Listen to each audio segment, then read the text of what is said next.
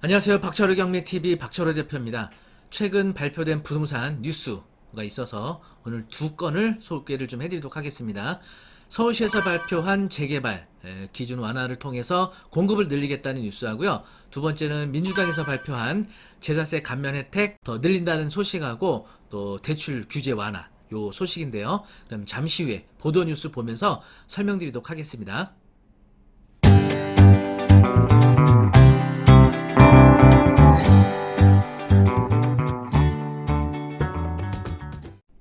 네, 서울시에서 발표한 뉴스예요. 재개발 문턱 낮춘다. 규제 풀고 기간 줄이고 13만 호 공급.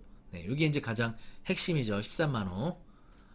그래서 이제 여기 내용 보시면요. 서울시가 2025년까지 24만 호 주택 공급을 본격화하기 위해 이제 재건축 재개발한 이제 대책을 발표하는데 먼저 재개발의 활성화를 위해서 6대 규제 완화 방안을 발표를 했죠. 그래서 여기 보시면 요겁니다. 바로 첫 번째 주거정비 지수제 폐지하는 거고요. 두 번째 공공기획을 통한 구역 지정 기간 단축 및 지원. 세 번째 주민 동의율 간소화 명확화. 네 번째 재개발 해제구역 신규 지정 활성화. 그리고 다섯 번째 제2종 7층 일반 주거지역 규제 완화. 여섯 번째 매년 재개발구역 공모 추진. 이렇게 해서 6가지를 서울시에서 이제 발표를 한 겁니다. 하나씩 보면은요, 지금 현재 서울시의 그 재개발 법적 요건하고 주거정비 지수제 두 가지를 이용하고 있었거든요. 그런데 법적 요건은 그대로 유지하고요. 그러니까 필수 항목인 노후도 3분의 2 이상, 구역면적 1만 제곱미터 이상, 이건 그대로 유지합니다. 그리고 선택 항목, 노후도 연면적 3분의 2 이상, 주택 접도율 40%, 과소필지 40%, 호수밀도 60세대 이렇게 되어 있는 거를 이거와 함께 주거정비 지수제라고 해서 이런 규정이 있던 건데 이거를 폐지한다는 겁니다. 그러니까 이 법적 요건만 갖춰지면 바로 재개발을 진행할 수 있게끔 좀 더 이제 완화시키는 거죠. 두 번째 보시면은요. 지금 현행은 한 5년 정도 걸리는 절차를 2년 안에 마무리하겠다. 이렇게 하고 있는 거죠. 그래서 여기 이제 사전 타당성 조사부터 정비계획 수립까지 걸리는 이 기간을 공공기획으로 전면 도입한다. 그래서 14개월로 단축시킨다는 이런 서울시의 발표죠. 상당히 이제 재개발 절차가 이제 아무래도 빨라지겠죠. 서울시에서 이제 적극적으로 개입을 해서 진행을 하게 되면, 그러니까 속도냐, 사업성이냐, 뭐 이런 걸 따진다고 보면 사실 어떤 게 더 낫다기보다는 사실은 재개발 재건축에 너무 시간이 지연되는 어려움이 있어요. 그래서 속도가 빠른 게 또 이익이 될 수도 있는 겁니다. 이제 주민들이 판단하시겠죠. 네, 요번에 이제 주민 동의율 관련된 겁니다. 그래서 주민 제한 동의율 10%를 30%로 개선하는 거죠. 대신 사전 타당성 조사 50%를 생략하는 겁니다. 아예. 이건 하지 않고 정비계획 수립 그 동의율 3분의 2를 그대로 이제 유지하는 거죠. 요거는 이렇게 바꾸는 거죠. 그다음에 네 번째는 재개발 해제 구역 중 노후 지역 신규 지정 이렇게 돼 있습니다. 그래서 여기 보시면은 해제 지역 360곳 중 절반이 넘는 곳이 노후화가 심각하다고 나옵니다. 그래서 그리고 법적 요건도 충족하고 있고 그런데 진행을 못하고 있는 거예요. 그래서 지금 동부권 133개소 그리고 서남권 89개소 여기에 대해서 다시 정비 사업을 추진할 수 있도록 서울시에서 본격적으로 적극적으로 지원한다는 이런 내용이고요. 자, 다섯 번째는 제2종 7층 일반 주거지역 용적률 최고층수 완화입니다. 그래서 현재 2종 일반 주거지역의 경우 7층 이하로 층고 제한하고 있는데 여기에 대해서 이제 완화하겠다 이겁니다. 그렇게 되면은 7층 이상으로 건축이 가능해져서 사업성이 상당히 개선이 되겠죠. 대신 이제 뭐 임대 비율을 맞추거나 기부 체납을 요구하거나 이제 이럴 가능성이 있겠죠. 그리고 여섯 번째는 매년 재개발 구역 지정 공모 실시. 이제 구역 지정 활성화를 위해서요.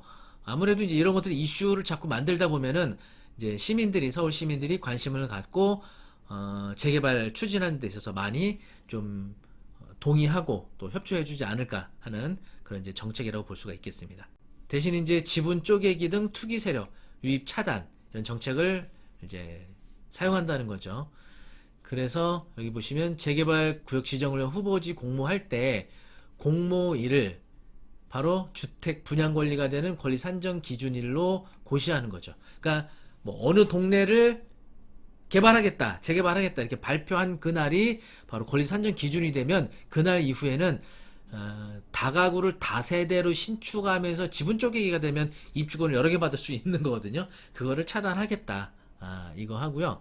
그리고 토지거래 허가구역 지정까지. 그래서 실소유주들이 아니면 거래를 못하게끔 한다는 거죠. 그래서 재개발 규제 완화를 통해서 2025년까지 연평균 26,000호, 그래서 5년간 총 13만호 공급한다는 계획이고요. 그리고 향후 이제 또 재건축 관련된 내용 발표할 것 같아요. 재건축 방안을 통해서는 11만호, 그래서 총 2025년까지 24만호의 주택 공급을 하겠다. 서울 내에. 사실 서울 내에 주택 공급할 수 있는 건 재개발하고 재건축밖에 사실 없죠. 빈 유휴지가 많지 않기 때문에.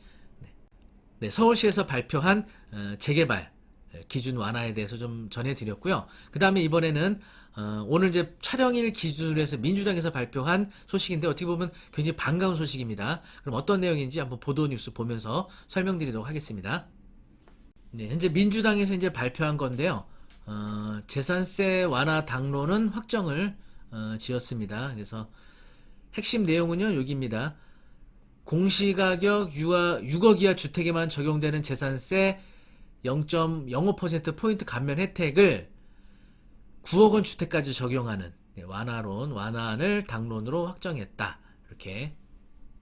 그리고 서민 실수요자의 경우 LTV 우대 비율을 20% 포인트까지 올린다. 이 두 가지가 핵심이죠. 여기 보시면 현재 공시가격 6억 이하 주택에만 적용되는 재산세 0.05% 포인트 감면 혜택을 9억 원으로 이렇게 상향시켜 주는 거죠. 그래서 공시가격 6억에서 9억 이하 세대에 대한 재산세율이 기존 0.4%에서 0.45%로 감소돼서 좀 덜 내는 효과가 생기겠죠. 그리고 현재 대출 규제 완화 발표인데요. 무주택자의 경우 LTV가 현재 이제 10% 포인트로 돼 있잖아요. 그러니까 투기가율지구 40%를 50%로 적용받고 조정 대상 지역의 LTV 50%를 60%로 10% 포인트 우대받고 있었죠. 그런데 최대 20% 포인트를 적용한다. 그래서 투기가율 지구는 LTV 60%, 조정 대상 지역은 최대 70%까지 적용을 받는 거죠. 그리고 무주택 세대주의 부합산 소득 기준을 현행 8천만 원에서 9천만 원으로 1천만 원 상향시키고 생애 첫 주택 구입자의 경우 현행 9천만 원에서 1억 원으로 상향시켜서 적용받는 세대가 더 늘어난다. 이렇게 볼 수가 있겠습니다. 그리고 또 가격 기준도 있거든요. 서민 실수요자에 해당하는 주택가격 기준이 투기지역의 경우는 6억이었는데 9억 원으로 많이 올렸네요. 그리고 조정대상 지역은 5억에서 8억 원으로 각각 3억 원씩 이렇게 상향을 시켜주는 겁니다. 물론 이제 이로 인해서 이제 대출을 너무 과도하게 완화시켜서 주택담보 부실로 이루어지지 않겠냐 이런 이제 반대 의견을 내는 의원들도 있는데 어쨌든 정부에서 그 지난 보궐선거 때 패배로 인해서 아무래도 이제 그동안 사용해왔던 이런 대출이라든지 세제 규제가 오히려 국민들에게 안 좋은 이런 영향을 끼쳤다 이런 판단이 들어서 이것부터 아마 시작을 하는 것 같습니다. 네, 오늘 서울시와 민주당에서 발표한 관련된 소식을 전해드렸는데 어떻게 보면은 이제 주택 정책에 대한 기조가 좀 분위기가 좀 많이 바뀌었다라는 생각이 듭니다. 그러니까 재개발 재건축을 그동안 서울에서 전 박원순 전 서울시장이 규제 일변도로 해왔다면 이제 오세훈 서울시장은 어쨌든 투기 세력은 막으면서 재개발 재건축을 통해서 공급을 늘리는 이런 어떤 전환이 있었다는 데 좀 의의가 있고요. 또 그동안 세제라든지 또는 대출에 대한 규제 일본도의 정책을 이번에는 감면 혜택을 늘려주고 또 무주택 서민 실수요자를 위한 대출을 LTV를 더 높여줬다. 이런 데서는 그동안의 부동산 정책이 이제 기조가 바뀌고 있지 않나 이런 생각이 듭니다. 이제 그 다음 문제는 이제 바로 이제 종부세 문제하고 양도소득세 문제인데 이 부분에 대해서 아마 정부와 민주당에서 아마 고민이 좀 깊을 텐데요. 뭐 이제 또 서로 논의 끝에 뭐 내년 또 대선도 있고 하다 보니까 아마 그 부분 아마 고민을 많이 할 것 같습니다. 그래서 우리 부동산 투자자들은 이런 뉴스에 잘 귀 기울이면서 언제 팔아야 되느냐, 언제 또 취득해야 되느냐, 어느 지역을 투자해야 되느냐 이런 부분 잘 판단하시면 좋을 것 같습니다. 네, 오늘 부동산 뉴스 소식 두 가지 전해드렸는데요. 되게 좀 도움이 되셨나요? 네. 네, 도움이 되셨다면 구독, 좋아요 부탁드리고요. 다음에도 더 좋은 정보로 찾아뵙도록 하겠습니다. 감사합니다.